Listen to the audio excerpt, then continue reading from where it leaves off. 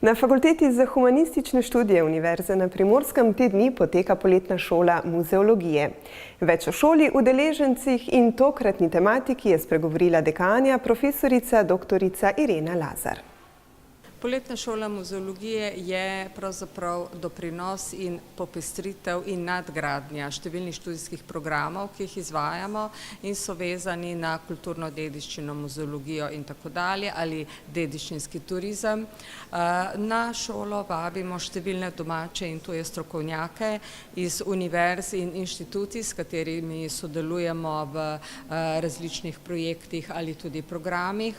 Letošnja tema so bile besede v muzejih, besede za muzeje. Naslednje leto pa lahko že napovemo, da bo glavna tema zvok, sound, zvoki, vse povezano z muzeji in kulturno dediščino.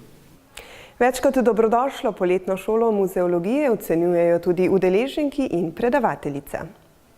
Na poletni šoli smo se naučili, kako muzeje ne predstaviti javnosti na dolgočasen način, kako dediščino, ki je vse bolj pomembna in vse bolj aktualna v današnjem času, predstaviti na zabaven način in čim bolj interaktivno.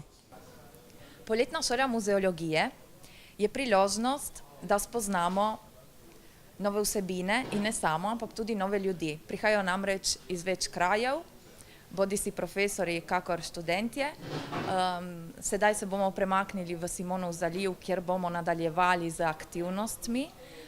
Namreč spoznavamo tudi razne igrice, preko katerih lahko ljudje v muzejih spoznavajo predmete in se rokujejo z njimi.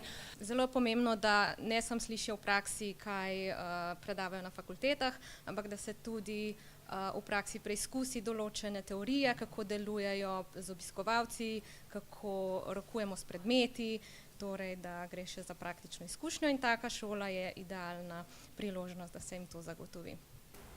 Verjamemo, da bo poletna šola udeležencem pustila prijetne vtise, predvsem pa veliko novega znanja.